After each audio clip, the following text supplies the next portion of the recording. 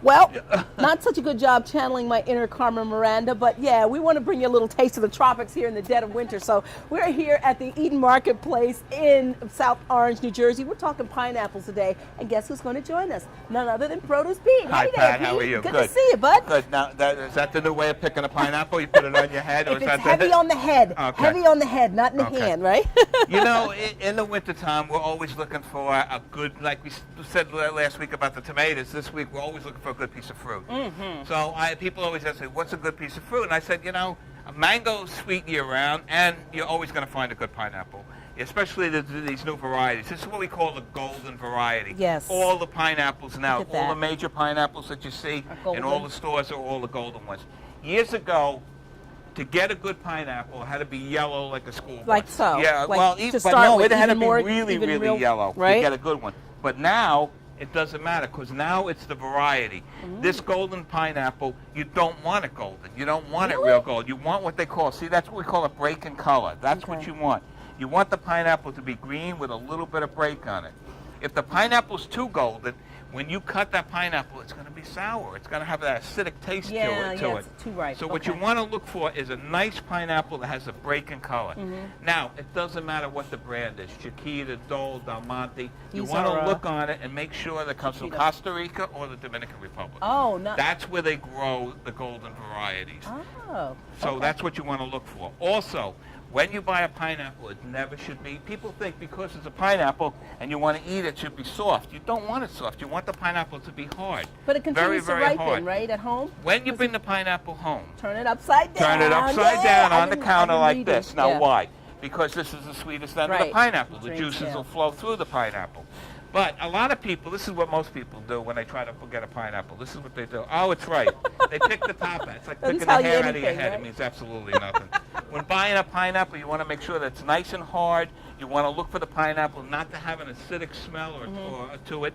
And you want to make sure that the pineapple is got a break in color. That break in color is the most important thing. Can you tell us a little bit about how you cut them, Pete? Because you taught me, so I'd like you to teach our viewers Well, there how to what cut a pineapple. I do is I twist the top off, or you can cut the top off, and I cut this off, and then I cut the pineapple in half, and then I take the skin, and then I just take the skin off of it.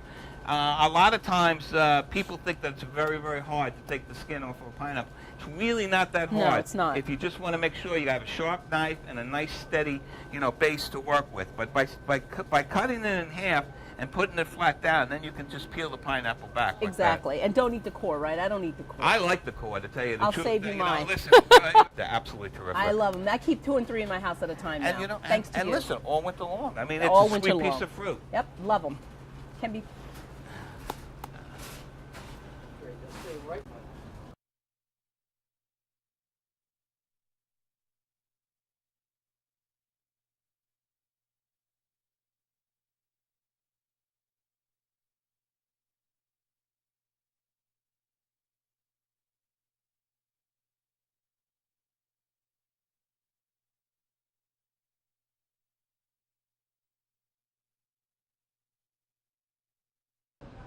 We're coming to you this morning from the Eden Marketplace in South Orange, New Jersey. Why are we here? Because Produce Pete's here. Hey, We're good taking morning, a good field morning, trip good today morning, and good morning. talking tomatoes in the winter. That's right. What did I always tell you? You can't get a good No. tomato wet. No. Only in the summertime. Only in the summer. Well, I'm telling you, times they are changing right now. So you can get a good tomato in the wintertime. But you have to know what tomato that you're looking for. Okay. Now, a lot of times, most of the tomatoes you're going to see are like these tomatoes here.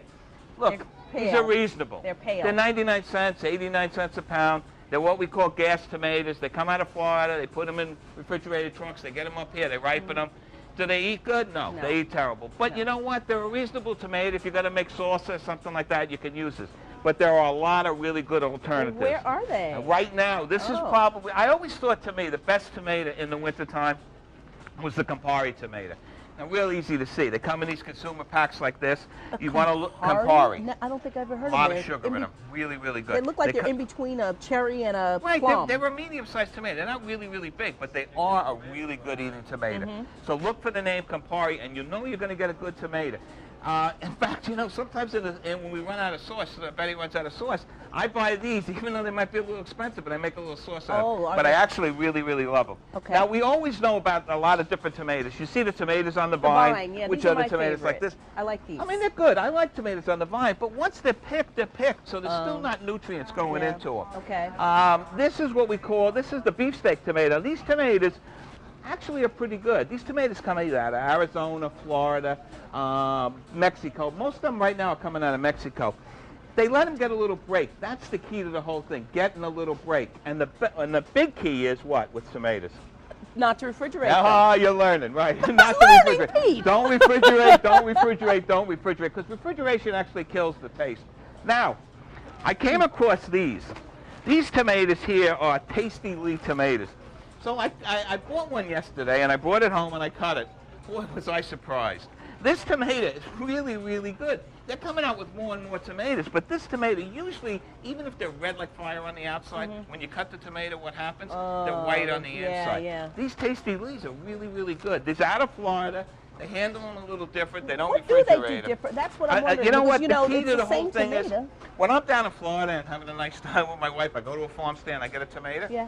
and they eat good. Right. Not like a Jersey, but they eat really good. Right. Can't eat that tomato. If they ship that tomato up here, you must well eat the box the tomato came in. Because one reason only, refrigeration. They take the tomatoes, they pick them green, by the time they get here in refrigeration. Right. Look, you have a lot of different varieties of tomatoes now.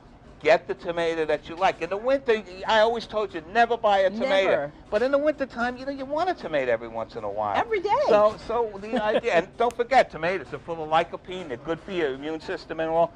But there's a lot of alternatives out there. And if you find a tomato that you like the Campari, like these Tasty Lees, which that's my new tomato right now. I happen to like them. If you find a tomato that you like, go out there and get them. And I'm telling you, so you know what? Tasty Lee. You want to make your salad? I would love to have a We'll go buy a salad. little lettuce now. We'll go out and we'll get a little salad. Sounds all like right? a plan, Okay. Pete. I'm a cheap date, aren't I? These are like $5.99. All right, and for more information about any of Produce Pete's fruits or veggies, you can email him at pete@producepete.com. And I'll answer you. Or Betty will.